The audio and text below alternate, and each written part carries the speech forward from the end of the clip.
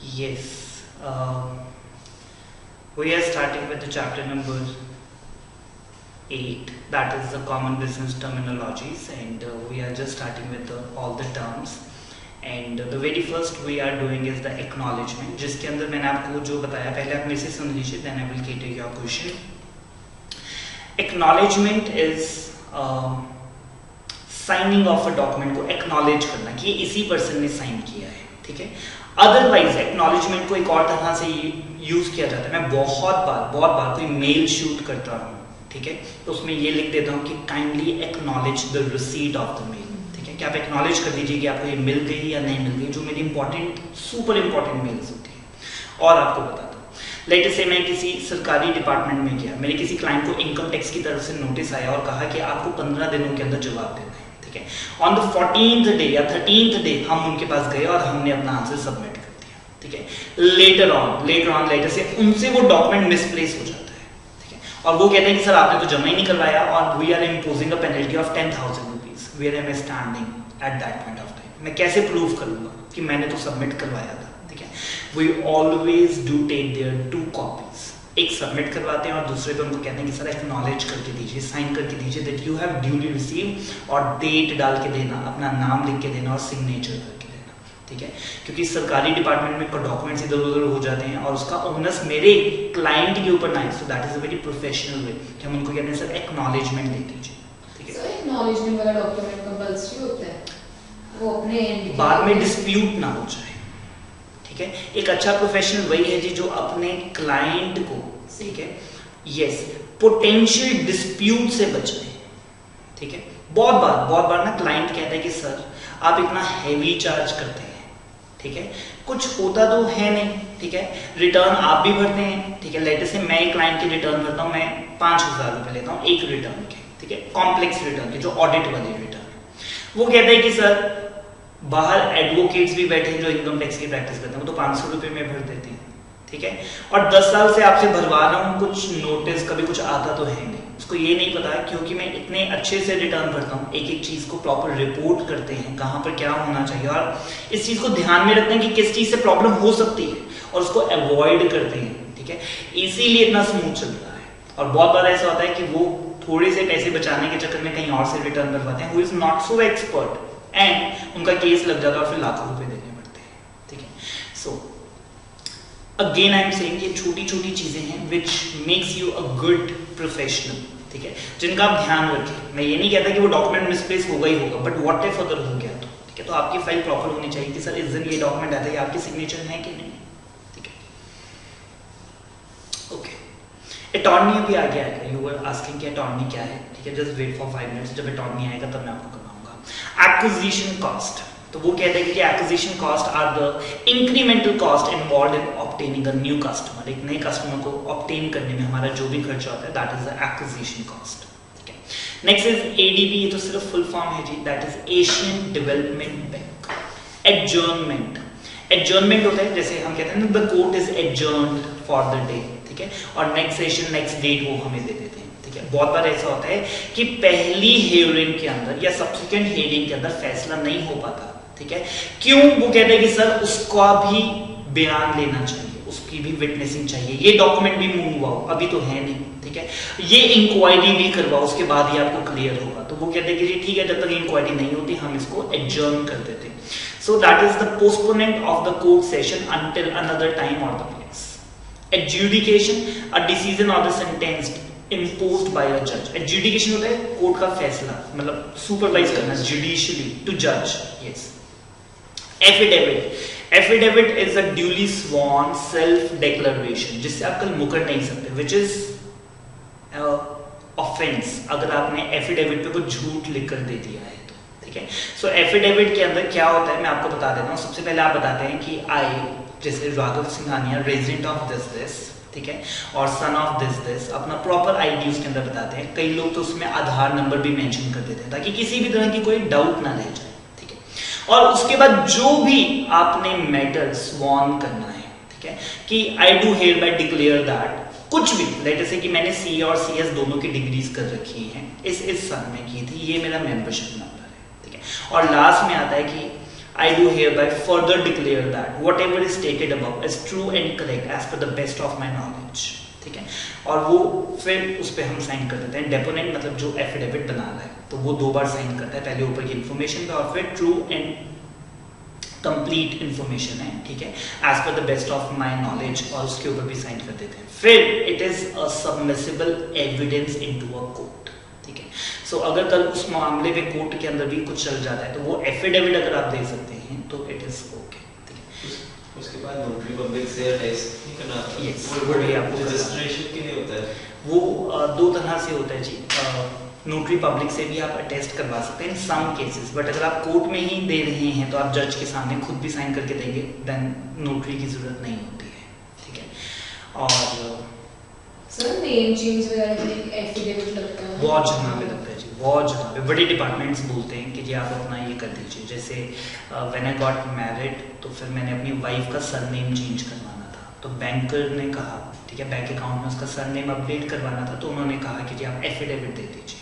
ठीक है, ताकि कल रिस्पॉन्सिबिलिटी उनके ऊपर ना रहे कि आपने नेम कैसे चेंज कर दिया. तो वो कहते हैं कि सर एफिडेविट दे देंगे तो रिस्पॉन्सिबिलिटी ओनर्स आपके ऊपर चला जाएगा. ठीक है, उन्होंने कहा एफिडेविट दे दीजिए, मतलब किसी कोर्ट में नहीं जाना. वो कहते सिर्फ हमारी सेफ्टी और हमारे रिकॉर्ड्स के लिए. कल हमें अगर पता लगा कि आपने फ्रॉड किया है तो हम आपको रिस्पॉन्सिबल ठहराएंगे, हमारे स्टाफ की या हमारी रिस्पॉन्सिबिलिटी नहीं है. बहुत जगह लगता है जी, पासपोर्ट ऑफिस में 10,000 जना एफिडेविट सबमिट किए जाते हैं. So a written statement signed in the presence of a judicial officer, मैंने आपको कहा, या फिर तो आप उसकी प्रेजेंस में साइन कर दीजिए, या फिर एक नोटरी पब्लिक के सामने कर दीजिए, या ओथ कमिश्नर के सामने साइन कर दीजिए. That is admissible as a event evidence in the court of law. Next is the affirmation. Affirmation is declaring something to be true under the penalty of a perjury. perjury होता है कि गलत गवाही देना. ठीक है, आगे आएगा जी वैसे perjury भी. ठीक है, सो गलत गवाही देना, दैट इज कि कोर्ट में इंटेंशनली झूठ बोलना. अनइंटेंशनली नहीं, आप बड़ी बार अनइंटेंशनली भी झूठ बोल देते हैं क्योंकि आपको लगता है कि वो सच है. ठीक है, बट आपको भी नहीं पता होता कि आप झूठ बोल रहे हैं. बट perjury इज जिसमें आप जान के झूठ बोल रहे हैं by a person who will not take the oath for the religious or some other reason. ठीक है, वैसे तो जनरली कोर्ट के अंदर क्या किया जाता है, आपको वो गीता और कुरान के ऊपर हाथ रख के कहा जाता है. लेट अस से समवन सेज कि सर मैं नास्तिक हूं, मैं भगवान में विश्वास ही नहीं करता, मेरे लिए इसकी कोई वैल्यू ही नहीं है, this is just a book. ठीक है, तो इस पे हाथ रख के आप मेरे से जो भी बोल रहे हो that doesn't make any sense. उस पर्सन को हम क्या बोलते हैं कि जी आप अफर्मेशन दीजिए, आप ओथ पे तो नहीं बोल रहे, लेकिन आपको ये बात पता होना चाहिए कि पर्जरी के क्या कॉन्सिक्वेंसेस हैं. अगर आपने झूठ बोला then you are going to be in the jail for 5 years और 10 years एज द केस में भी.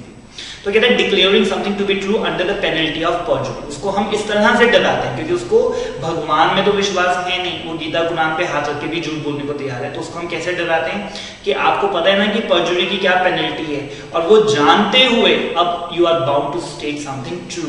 ठीक है, सो दैट इज अभी गुड. चलते हैं जी आगे. एजेंडा तो आपको पता ही है, दैट इज मीटिंग के अंदर कौन कौन सी बातें हमने डिस्कस करनी है. बड़ी बार हम इंपॉर्टेंट मीटिंग्स में जाते हैं तो एजेंडा पहले ही बना लेते हैं कि ये 4 बातें डिस्कस करनी है, और इस सीक्वेंस के अंदर हम डिस्कस करेंगे ताकि कोई भी बात लेफ्ट आउट ना हो जाए, रह ना जाए. Amalgamation is equivalent to the merger. ठीक है जी, merger and amalgamation are synonyms and interchangeable. ठीक है, आप मर्जर की जगह अमालगमेशन लिख सकते हैं, अमालगमेशन की जगह मर्जर लिख सकते हैं. किसी भी केस में इनमें कोई भी डिफरेंस नहीं है. ठीक है, और मैं आपको इसके अलग अलग केसेस भी बता देता हूं अमालगमेशन के अंदर. ठीक है, लेट अस से यहां पे साइड पे लिख देता हूं, A प्लस बी लिमिटेड मिलके A लिमिटेड बन जाती है. ठीक है, A प्लस बी लिमिटेड मिलके B लिमिटेड बन जाती है, मतलब A लिमिटेड बंद हो गई और B लिमिटेड में दोनों कंपनीज मर्ज हो गई, और A और B मिलके C लिमिटेड बन जाते हैं. ये तीनों केसेस अमालगमेशन के. ठीक है, जिसमें 2 या 2 से ज्यादा कंपनीज मिलके एक कंपनी में मर्ज हो जाती है, जिसमें कम से कम एक या एक से ज्यादा कंपनीज अपनी आइडेंटिटी खो देती है. ठीक है, फर्स्ट केस में B ने अपनी आइडेंटिटी खो दी, सेकंड में A ने खो दी, थर्ड केस में लेटर से दोनों कहते थे कि सर आप क्यों सर्वाइव करोगे, दोनों की ईगो बीच में आ रही थी. तो हमने कहा चलो ऐसे करते हैं, हम दोनों ही अपना नाम फॉरगो कर देते हैं, C लिमिटेड से नया काम शुरू करते हैं, या फिर उन्होंने नई कंपनी बना दी AB limited, that two is viable. ठीक है, सो वो हमारा आइडिया वाला ये अमालगमेशन होगा कि वो जॉइंट वेंचर अमालगमेशन. ठीक है, इंडियन लेवल पे not at the world level. Vodafone बहुत बड़ी कंपनी है यूके की, ठीक है, not of India. So India के अंदर जो उनकी सब्सिडरी थी that is got amalgamated. Joint venture और अमालगमेशन में फर्क होता है ना? बहुत ज़्यादा, ठीक है, बहुत ज़्यादा होता है। जॉइंट वेंचर और अमालगमेशन में एक फ़र्क बता देता हूँ। लेटेस्ट से आपकी एक बहुत बड़ी कंस्ट्रक्शन कंपनी है, मेरी भी बहुत बड़ी कंस्ट्रक्शन कंपनी है, हम दोनों मिलकर एक जॉइंट वेंचर कर लेते हैं, एक टेंडर भर देते हैं, ठीक है, जिसमें एक पुल बनाना है प्रोजेक्ट के लिए। यस, तो एक पर्टिकुलर प्रोजेक्ट के लिए आप और मैं मिलके काम कर रहे हैं, that is a joint venture. But इसका मतलब ये नहीं कि आपकी और मेरी कंपनी अमालगमेट होगी, ठीक है। आपका 10,000 करोड़ का अलग बिजनेस है, मेरा अपना अलग बिजनेस है। सिर्फ एक प्रोजेक्ट जो 500 करोड़ का है वो हम अमालगमेशन में जो कंपनी है वो बंद ही हो जाती है। यस यस, एक या एक से ज्यादा कंपनी अपना नाम खो देती है जी, ठीक है। सो कहते हैं the coming together of two or more previously autonomous businesses into a single undertaking, that is amalgamation. फिर है जी ADR, that is the American Depository Receipts, ADR। ये रिसीट वर्ड ना गलती से पीछे चला गया, यहाँ पर आना चाहिए था, American Depository Receipts। सो वहां से कट कर लीजिए जी इसको प्लीज। सुना है कभी किसी ने कुछ ADR के बारे में? सर ये ना वो मतलब ऐसे होते हैं कि अमेरिका से ADR होते हैं, GDR होते हैं। अमेरिका से अगर हमें किसी कंपनी से कि शेयर्स वगैरह लेने हैं तो हम इनके थ्रू लेते हैं। डिपॉजिटरी में कोई इंस्टीट्यूशन होता है उसमें कुछ करके। Okay, so many ifs and buts. जैसे RBI के साथ ही हम एक नॉर्मल पब्लिक जब कैसे पैसे जमा करते हैं तो वो डिपॉजिटरी रिसीट्स जैसे कुछ वो हुआ। आप बता रहे थे, पूछ रहे थे? मतलब कंफर्मेशन नहीं था। Okay okay, subject to my confirmation, that is fine.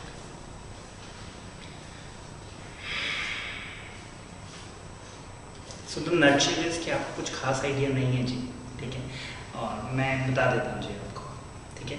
Late us से रिलायंस इंडस्ट्रीज लिमिटेड है, ठीक है, और they are very popular in America. They want to issue their shares in America, ठीक है।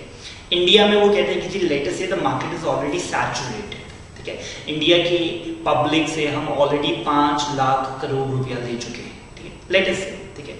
और वो कहते हैं कि जी सैचुरेटेड है, या फिर कहते हैं कि इंडिया में भी हमारा नाम बहुत अच्छा है, आज हम 5 लाख करोड़ रुपया इंडिया के पब्लिक से और मांगेंगे, बड़ी खुशी खुशी देंगे, बट हम डाइवर्सिफाई करना चाहते हैं अपने शेयर होल्डर्स को भी, ठीक है।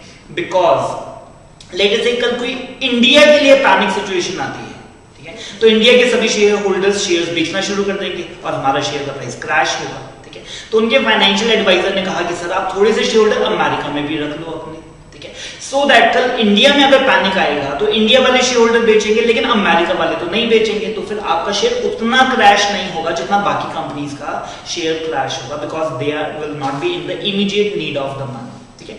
वन रीजन और 10,000 अदर रीजंस बनते हैं कि रिलायंस इंडस्ट्रीज अमेरिका के शेयर होल्डर से पैसा क्यों प्रिक्योर करना चाहते हैं, ठीक है।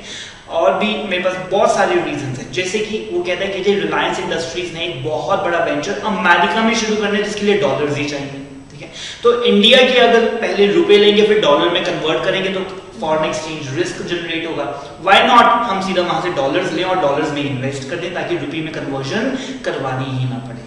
Are we getting it? So ऐसे बहुत सारे रीजंस होते हैं। तो रिलायंस इंडस्ट्रीज लिमिटेड ने क्या सोचा कि हम अपना पैसा प्रिक्योर करना चाहते हैं, शेयर्स इशू करना चाहते हैं टू अमेरिका के सिटीजन से, अमेरिका की कंपनी से, अमेरिका से पैसा लेना चाहते हैं, तो हम उनको ADR इशू करेंगे, ठीक है। अब पैसा प्रिक्योर करने के लिए 2 ऑप्शन थे। नंबर 1, या फिर तो आप उनको शेयर्स दे सकते थे, जो कि मेरे पास भी है, जो एक इंडियन के पास, जो इंडिया के शेयर होल्डर्स को आपने दिए वो शेयर्स भी आप दे सकते हैं, या फिर आप उनको ADR भी दे सकते हैं, ठीक है।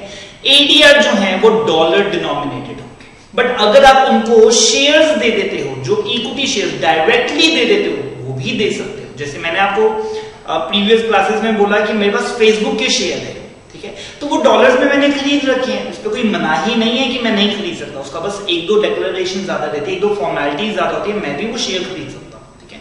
तो लेट अस से मैंने भी न्यूयॉर्क स्टॉक एक्सचेंज के ऊपर खाता खोल रखा है। सो सेम वे क्या रिलायंस के शेयर क्या फॉरेनर्स भी होल्ड कर सकते हैं? The answer is big yes, ठीक है, बट ये शेयर्स रुपी डिनोमिनेटेड होंगे, ठीक है। तो अब दो ऑप्शन है, अगर आप उनसे पैसा लेना चाहते हैं तो या फिर तो आप उनको शेयर्स इशू कर दो या आप उनको एडीआर इशू कर दो। जनरली 99% ऑफ द कंपनीज उनको एडीआर इशू करती है। हमने कहा सर क्यों, बेनिफिट बता दो, ठीक है। Number 1 it is dollar denominated, ठीक है। नंबर 2 ये जो एडीआर्स हैं क्योंकि डॉलर डिनोमिनेटेड है, ये अमेरिका की स्टॉक एक्सचेंज के ऊपर लिस्ट हो जाएंगे, ठीक है। वहां पे रिलायंस के एडीआर ये अमेरिकन कंपनी के नहीं होंगे, ये रिलायंस के एडीआर्स हैं। तो वहां पे लिखा आएगा न्यूयॉर्क स्टॉक एक्सचेंज में या नैस्डैक के ऊपर लिखा आएगा कि रिलायंस एडीआर अगर किसने खरीदने है तो इतने डॉलर का चल रहा है और अगर किसने बेचना है तो इतने डॉलर का वो चल रहा है। तो आप ये वहां पर, तो जो अमेरिकन है वो अपने ही देश में अपने ही स्टॉक एक्सचेंज पे उसे खरीद बेच सकता है, उसे इंडिया में आने की जरूरत नहीं है। लेकिन अगर वो ये शेयर खरीद लेता तो ये तो रुपी डिनोमिनेटेड है, तो उसे खरीद बेच करने के लिए इंडिया के एनएसई और बीएसई के अंदर आना पड़ता, ठीक। अब मैंने आपको बेनिफिट्स, प्रोज एंड कॉन्स सारे बता दिए, ठीक है। सो अब इसका प्रोसीजर भी सुन लीजिए कैसे होगा। रिलायंस इंडस्ट्रीज ने लेट से 5 करोड़ शेयर्स इनको देने थे, ठीक है। 5 करोड़ शेयर ये इंडिया की किसी डिपॉजिटरी के पास रखवाएंगे, ठीक है। इंडिया में दो हैं, एनएसडीएल और सीडीएसएल, इस चैप्टर में अभी आगे आएंगे, ठीक है। किसी भी एक के पास वो रखवाएंगे। एनएसडीएल के पास उन्होंने रखवा दिए 5 करोड़ शेयर्स। फिर से बोल रहा हूं, शेयर्स कभी इंडिया के बाहर नहीं जाएंगे, ठीक है। वो शेयर्स हमने यहां पे रखवा दिए। इंडिया की डिपॉजिटरी ने अमेरिका की डिपॉजिटरी को एक्नॉलेज किया कि सर हमारे पास 5 करोड़ शेयर्स पहुंच गए as per the promise by the issuer. Issuer is the company. Company ने इशू किए 5 करोड़ शेयर और हमारे पास 5 करोड़ शेयर पहुंच गए हैं और वो हमारी सेफ कस्टडी में है और जब तक आप नहीं कहोगे तब तक हम उन शेयर्स को कहीं जाने नहीं देंगे, ठीक है। वो शेयर्स कम ज्यादा नहीं होंगे जब तक आप हमें अप्रूव नहीं करोगे। फुल श्योरिटी के साथ हमने उनको दिया। वो कहते चलो ठीक है, पक्की बात हो गई ना। हमने कहा बिल्कुल पक्की हो गई, ठीक है। उन शेयर्स के अगेंस्ट ये अमेरिकन डिपॉजिटरी अपने देश में एडीआर इशू कर देंगे, एडीआर इशू कर देंगे, ठीक है। और वो कहेंगे कि ये जो एडीआर हैं इनके अगेंस्ट शेयर्स पड़े हुए हैं, कल वो शेयर्स अगर महंगे होंगे तो एडीआर भी महंगे होंगे, कल वो एडीआर शेयर्स अगर नीचे चले जाएंगे, रिलायंस का शेयर नीचे जाएगा तो एडीआर की वैल्यू भी नीचे चले जाएगी। अल्टीमेटली एडीआर की अपनी कोई वैल्यू नहीं है, ठीक है। They are deriving their value from the underlying shares, ठीक है। और शेयर्स हमने उनको अफर्म कर दिया कि सर 5 करोड़ शेयर्स हमारी डिपॉजिटरी ने उनको प्रॉमिस कर दिया कि सर हमारी कस्टडी में और सिर्फ आपके लिए, ठीक है। सो वो एडीआर को इशू करेंगे, जो पैसा आएगा वो पैसा अमेरिकन डिपॉजिटरी जो है वो रिलायंस इंडस्ट्रीज को दे देगी, डॉलर्स, ठीक है। और वो डॉलर्स को वो यूज करेंगे। आपको प्रोसीजर सारा समझ में आ गया, ठीक है। जो एडीआर्स अमेरिकन मतलब अमेरिका में होंगे उनका प्राइस भी जो इंडियन शेयर प्राइस है वही सेम चेंज होगा ऑलमोस्ट 99%, क्योंकि उनकी वैल्यू वही है। तो फिर जैसे जो शेयर्स की प्राइस होते हैं वो डिमांड और सप्लाई का चेंज होती रहती है। इंडिया में डिमांड सप्लाई अलग होगी, वहां पे अलग होगी, तो वो अमेरिकन डिमांड या सप्लाई को इग्नोर कर देगी। नहीं, मैं इस पे एक चीज और बताता हूँ। लेट अस से इंडिया में शेयर का प्राइस ऐसे चल रहा है, ठीक है। अमेरिका वाला जो है वो इसके आसपास होगा, ठीक है, ठीक है। वो ऐसे नहीं जा सकता, ठीक है। वो इसी के अराउंड रिवॉल्व करता है, कभी उससे भी ज्यादा हो जाता है कि इंडिया में शेयर आपका 1200 का है तो अमेरिका में जो एडीआर है वो 1300 का बिक रहा है, क्योंकि वहां की डिमांड इस वक्त ज्यादा चल रही है, ठीक है। और ऐसा भी हो सकता है कि इंडिया में शेयर 1300 का है तो वहां पे 1250 का है, ठीक है। बट वो इसके रिवॉल्व करती है जी अराउंड, ठीक है। नेचुरली होगी ना, हाँ, मतलब वो इसके साथ साथ ही चलेगी, थोड़ा सा कभी ऊपर थोड़ा सा कभी नीचे, ठीक है। बट अल्टीमेटली उस एडीआर की अपनी कोई वैल्यू है ही नहीं। They are deriving their value from the share prices in India, ठीक है।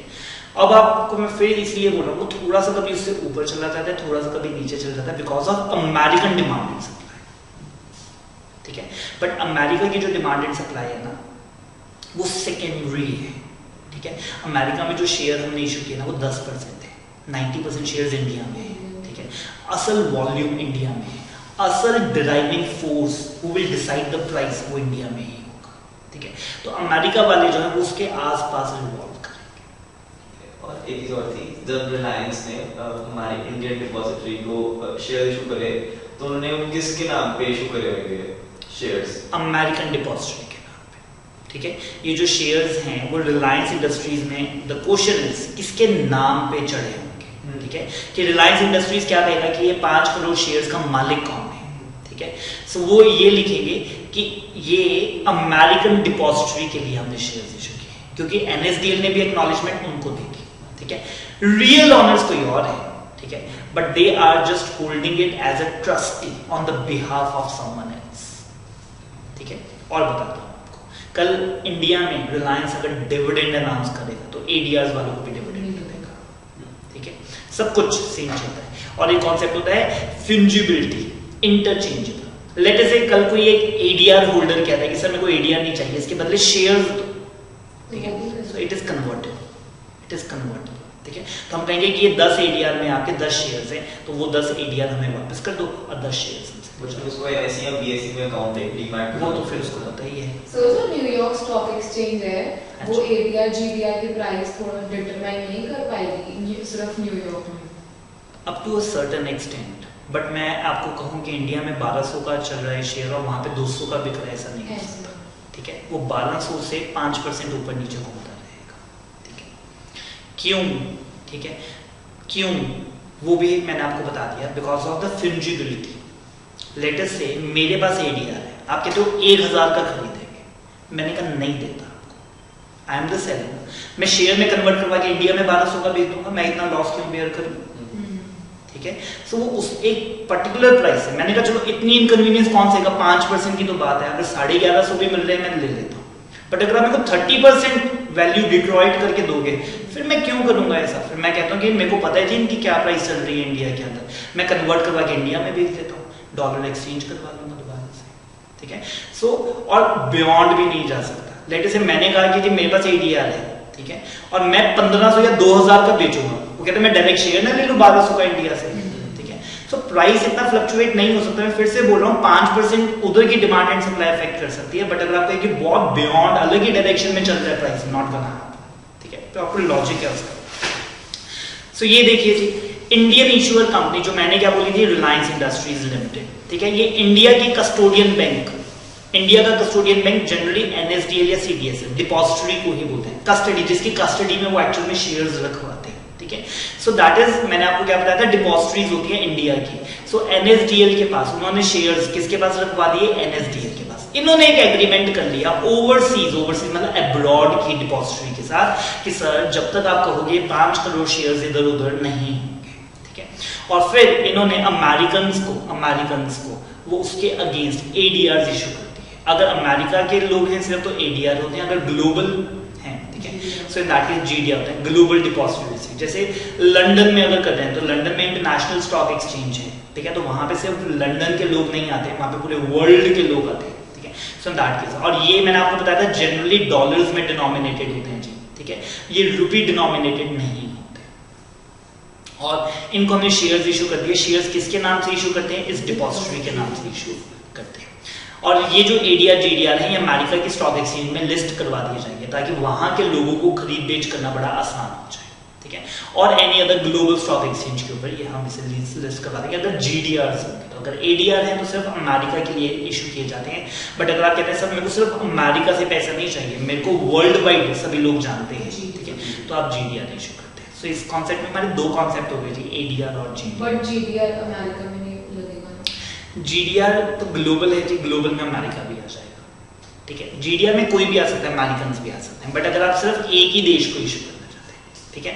अब यहां तक अगर सब क्लियर है तो अब मैं पूरी कोशिश करूंगा कि आपको कंफ्यूज कर दूं कुछ ऐसा बता के। हाँ जी, अच्छा पहले से कंफ्यूज। तो जैसे एडीआर है उसके अंदर जो इंडियन डिपॉजिटरी होगी वो तो बता देगी अमेरिकन डिपॉजिटरी को कि हमारे पास आपके शेयर आ गए हैं। तो ग्लोबल डिपॉजिटरी कौन सी होती है सर? और जो जैसे आईएफएससी में होगी, जैसे इंडिया के अंदर भी अब हमने इंटरनेशनल स्टॉक एक्सचेंज खोल दिया, आपको नहीं पता होगा, है ना। गुजरात के अंदर गिफ्ट सिटी, नहीं कुछ भी पता, मोदी जी ने 2016 में इनॉग्रेट की, ठीक है। इंटरनेशनल स्टॉक एक्सचेंज इंडिया में भी अब खोल दिए जी हमने, ठीक है। But we are in the initial phase, we are promoting, इसमें 10-20 साल लगेंगे कि इंडिया में भी इतना वॉल्यूम आ जाए जितना लंदन स्टॉक एक्सचेंज में, ठीक है।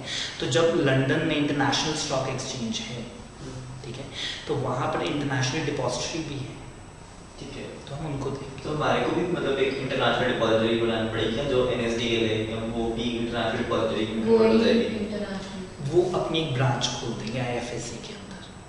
ठीक है, कि हमने प्रॉपर एक एरिया बना दिया जी IFSC। आप ना गूगल करना प्लीज, ठीक है, या फिर मेरे को आप कहोगे तो मेरे तो इंटरनेट अभी नहीं है।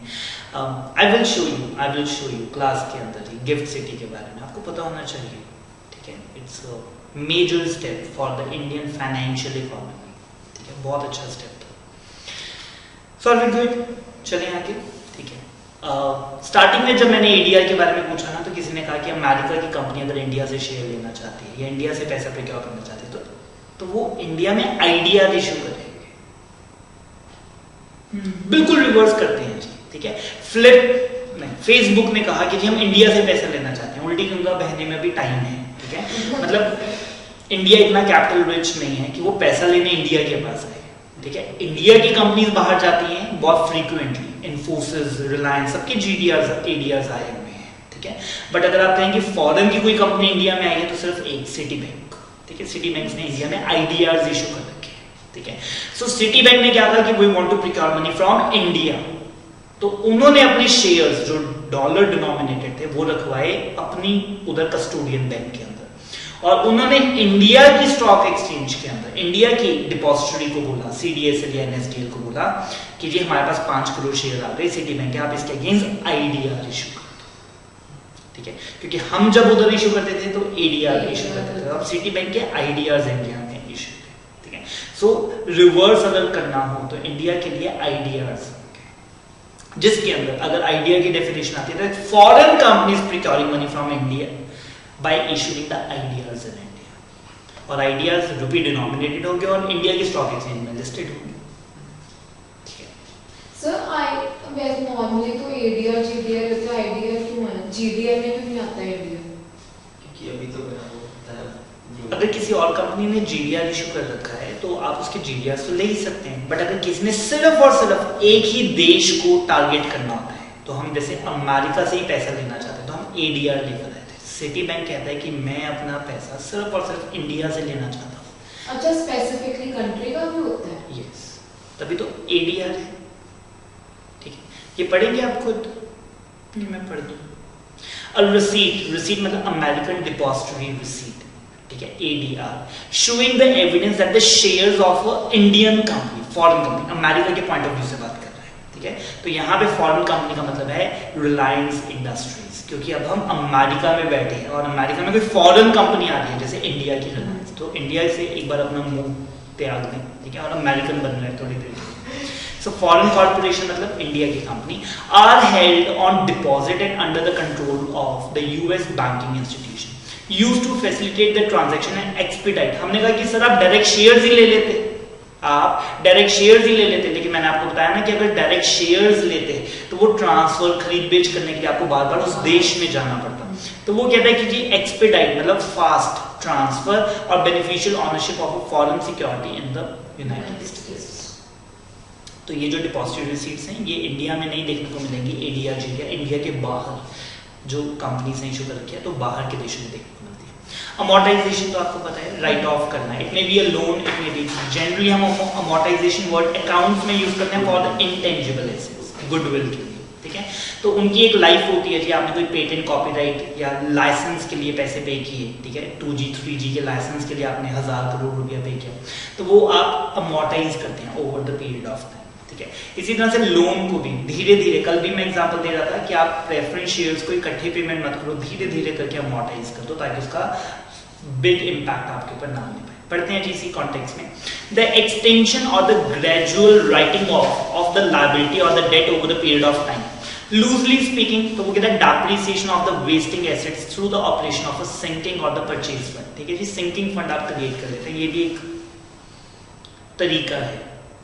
सिंकिंग फंड क्या होता है कि मेरे को पता है कि 5 साल के बाद मैंने 1000 करोड़ के डिबेंचर्स रिडीम करने हैं, मैं आज से ही 20% पैसा सिंकिंग फंड में डालना शुरू कर देता हूँ, बिजनेस से निकाल के सिंकिंग फंड में। आपने कहा कि सर 5 साल पहले ही पैसा निकाल के रख लिया, बेकार पड़ा है वो, तो आप क्या करते हैं, सिंकिंग फंड का जो पैसा होता है उसको इन्वेस्ट कर देते हैं, FD करवा देते हैं, बट बिजनेस से निकाल लेते हैं क्योंकि बिजनेस से निकालना बड़ा मुश्किल लगेगा आपको। अब वो एफडी है, ठीक है, 5 साल के बाद विद इंटरेस्ट वो पैसा भी ग्रो हो गया, वो उसको बेच देना, तुड़वा देना और उनका पैसा उनको रीपे कर देना, ठीक है।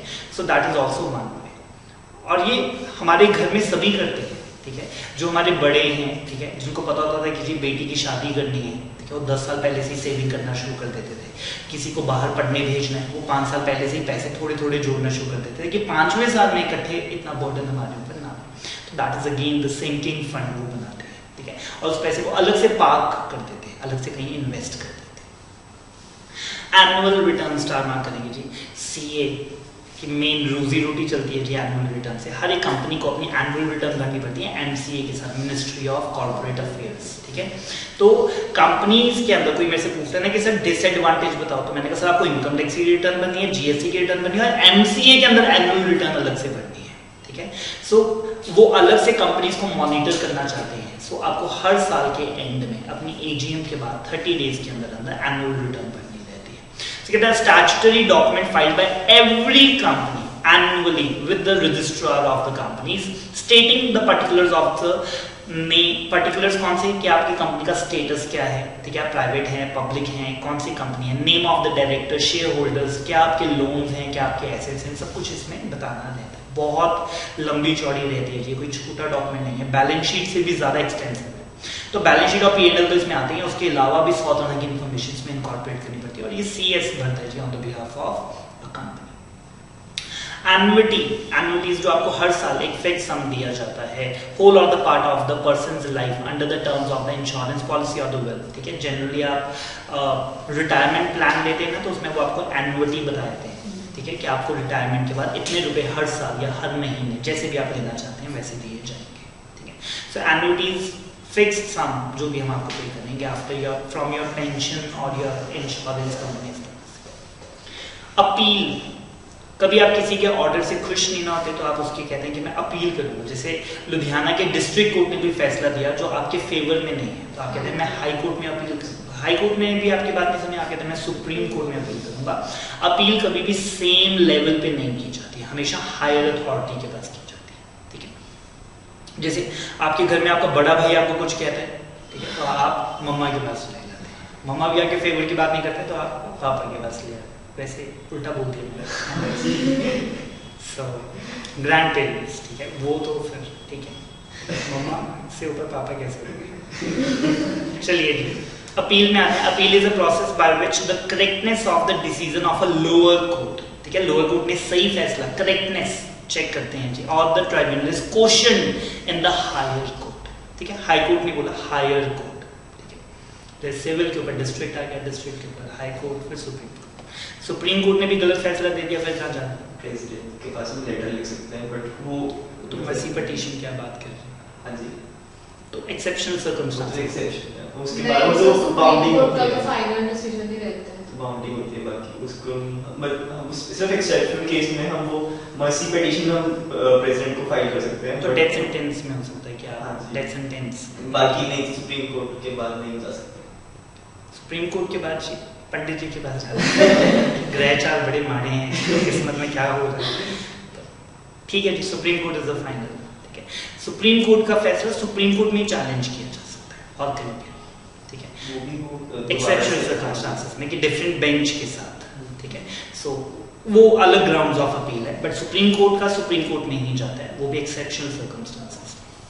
जैसे अयोध्या राम मंदिर का उन्होंने पिटीशन फाइल की कि we are not happy, but वो कहते हैं कि बेंच वाज भी 5 बेंच का था, उसमें मुस्लिम भी थे, सब कुछ था, तो आपके चैलेंज ग्राउंड्स इतने स्ट्रांग नहीं है, so it is not non appealable. Appearance, this is a sort of attorney, ठीक है। जब कोई केस आपको लगता है, कोई भी केस आपको लगता है, तो उसके अंदर पहले दिन आपको वहां पे अपीयर होना होता है, और उसमें 2 ऑप्शन है, या फिर तो आप खुद चले जाओ या फिर आप अपने किसी एडवोकेट को भी कर सकते हैं। जैसे रुस्तम मूवी अगर आपने देखी है, तो उसके अंदर अक्षय कुमार कहता है कि मैं अपना केस खुद फाइट करना चाहता हूँ, I will represent my self, ठीक है, मेरे को किसी की जरूरत नहीं है। और उसको कहा भी कि आप तो जेल में बैठे हो, आप कैसे प्रिपेयर करोगे, कोई इंक्वायरी है, कोई बाहर से हेल्प चाहिए, वो कहता है मेरे को कुछ नहीं चाहिए, ठीक है, मैं अकेला यहीं से फाइट कर लूँगा। या फिर आप अपना एडवोकेट करते हैं, सेम हर जगह होता है। मेरे क्लाइंट को भी इनकम टैक्स का नोटिस आता है, तो उसके ऊपर भी लिखा होता है इधर आप खुद आ जाओ या अपना अटॉर्नी भेजना, तो अटॉर्नी जब वो मेरे को बनाकर भेजते हैं तो मुझे प्रॉपर स्टैम्प पेपर के ऊपर पावर ऑफ अटॉर्नी देते हैं। जो मेरी पहली विजिट होती है, मैं सबसे पहले जाकर उनको पावर ऑफ अटॉर्नी सबमिट करवाता हूँ कि सर फलां फलां पार्टी का केस था, आज आपने प्रेजेंट होने को कहा था, उनके बिहाफ पे मैं करूँगा और ये मेरी ऑथराइजेशन लेटर है, मतलब पावर ऑफ अटॉर्नी। ठीक है, वो उसको प्रॉपर रजिस्टर अपने रिकॉर्ड्स के अंदर कर लेते हैं और इन फ्यूचर जो भी मैं बोलता हूँ, जो मैं सबमिट करवाता हूँ, that is a sufficient evidence. कल वो क्लाइंट उससे मुकर नहीं सकता क्योंकि उसने मुझे ऑथराइज किया था। सर हम लेमैन भी जा सकते हैं? ठीक है। The official court form filed by the court clerk which tells the court that you are representing, या फिर तो आप खुद कर रहे हैं, और that the attorney is representing। ठीक है, तो आपको अपीयर तो होना पड़ेगा, इधर आप खुद आ जाओ या आपके बिहाफ में कोई। सर अगर कोई ना आए, कोई तो ना, पहले एक बार दोबारा 3 बार समन मिलता है, फिर जब उसके बाद फिर पेनल्टी होती है। हर जगह अलग अलग है। आप सिविल कोड का सीपीसी बता रहे हैं, ठीक है, इनकम टैक्स में कुछ और है, जीएसटी में अगर कुछ अपने और है। घर के एड्रेस भी गलत भर दिया कहाँ पे गलत बात है? अगर सपोज हम नहीं गए, चाहे कि किसने बोला ना 3 समन्स भेज के, तो उसके बाद भी हम नहीं गए, तो क्या पता वो हमारे घर आ जाए। फिर पुलिस आती है, नहीं, हमने घर का एड्रेस जरूर दे दिया। जिसने केस फाइल किया उसको तो पता ही होगा कहाँ पे रहता है। देखिए अलग अलग केस लॉज में अलग अलग है। मैं यहाँ पर क्लास में, because I am financial adviser, I am a CA and the CS, I will never talk about the CPC, ठीक है, because I am not an advocate और मेरे को कोर्ट प्रोसीजर्स के बारे में नहीं पता, और सीपीसी इतना डेप्थ में मैंने ना पढ़ा, ना हमें जरूरत पड़ती है। ठीक है, so I can tell you about various other acts जो फाइनेंशियल एक्ट्स हैं, लाइक द इनकम टैक्स में क्या होगा, दैट आई कैन टेल। ठीक है, कि अगर कोई ट्राइब्यूनल या कोई भी आपको समन करता है और अगर आप नहीं जाते तो क्या होगा। ठीक है, सो अलग अलग चीजें होती हैं इसके अंदर, बट बहुत कुछ चलता है जी, मार्केट में बहुत कुछ चलता है। लोग ऐसे भी होता है कि जो समन देने आता है उसको 1000 रुपए देते हैं और बोल देना कि मैं मिला नहीं। ठीक है, तो वो कोर्ट में जाके ये भी बोल देते हैं, और बड़ी बात ऐसा भी होता है, लेट से मैंने कोर्ट में कंप्लेंट फाइल की आपके अगेंस्ट। ठीक है, अब कोर्ट आपको समन करेगा कि आप आइए, आपकी कंप्लेंट आई है, आपको भी सुना जाएगा, मेरे को भी सुना जाएगा और फिर फैसला लिया जाएगा। ठीक है, जो बंदा समन लेकर निकला उसको मैंने पकड़ लिया रास्ते में, ठीक है, और मैंने कहा कि डिलीवर मत करना, और 4 बार कोर्ट ने उसको कहा कि जाओ, और 4 बार मैंने उसको पैसे देकर रोक दिया। ठीक है, और मैंने कहा कि सर देखो पार्टी भाग गई, पार्टी आना ही नहीं चाहती, कोर्ट का टाइम वेस्ट कर रहे हैं, तो इसको बोलते हैं x party order. X party मतलब एक पार्टी को सुन के ही फैसला दे दिया, बिकॉज दूसरी पार्टी प्रेजेंट ही नहीं, और वो जनरली मेरे फेवर में होगा। ये तो आपने रूटीन में विटनेस किया होगा, जिसकी बात सुनने वही सच्चा लगता है। ठीक है, तो आप कहते हैं कि अच्छा दूसरे ने इतना गलत किया आपके साथ, तो जब दूसरे की बात सुनते हैं तो उसको पता लगता है कि इसकी भी बड़ी पड़ी है। ठीक है, तो आपने भी कुछ कम नहीं किया। ठीक है, सो एक्स पार्टी ऑर्डर पास हो जाता है। ठीक है, सो बहुत कुछ चलता है इनकम टैक्स के अंदर। अगर मैं इनकम टैक्स की बात करूँ, अगर कोई पार्टी को हमने समन किया कि आप इस दिन आइए और उस दिन नहीं आती, ठीक है, तो हमारे पास रहती है बेस्ट जजमेंट असेसमेंट। उसमें इनकम टैक्स वाले तो सिर्फ आपका टैक्स कंप्यूट करना चाहते हैं ना, तो उसने कहना कि as per the best of the material और द एविडेंस जो मेरे पास थे, मेरे हिसाब से इन भाई साहब की इतनी इनकम बनती है और इतने पे टैक्स जमा करो, और वो जनरली बहुत ज़्यादा होती है। लेटर से आपने 10 लाख रुपए साल का कमाया था, वो कहेंगे कि जी मेरे हिसाब से तो 25 लाख है। ठीक है, अब उसके हिसाब से तो कुछ भी हो सकती है। ठीक है, अब वो कहेगा 25 लाख पे टैक्स जमा करो। तो जब मैं इनकम टैक्स पढ़ाता हूँ, I specifically say never let your assessee go in the best judgement, cooperate करो, जाओ उस दिन। ठीक है, अगर नहीं जाओगे that is the worst scenario, फिर तो उनके पास अनलिमिटेड पावर्स आ गई to say anything about you. क्यों? क्योंकि आप तो है ही। So this should never be the case कि आप अपीयर ना हो। ठीक है, नेवर एडवाइस। तो इसमें आपका नुकसान ही होगा हमेशा। आप डिले कर सकते हो। ठीक है, समन वाले को जैसे मैंने कहा कि जी मैंने समन आज नहीं रिसीव करना, क्योंकि अगर आज रिसीव कर लिया फिर तुमको 14 दिन में आना पड़ेगा। ठीक है, मैं उसे कहता हूँ कि अभी मेरे को थोड़ी और तैयारी करने दे, 2-4 लोगों से और बात करने दे, अपने केस को और स्ट्रॉन्ग करने दे। ठीक है, आप 5000 रुपये लो, 20 दिन बाद आना। ठीक है, तो वो कोर्ट में जाके कहता है कि सर मैं उनके गया था, मेरे को मिले नहीं। ठीक है, तो कोर्ट कहता है कि कोई बात नहीं, अगले हफ्ते एक बार दोबारा चल, लाइक दैट। एपेलेंट जो बंदा अपील फाइल करता है, ठीक है, और सामने वाले को बोलते हैं रिस्पोंडेंट या डिफेंडेंट। ठीक है।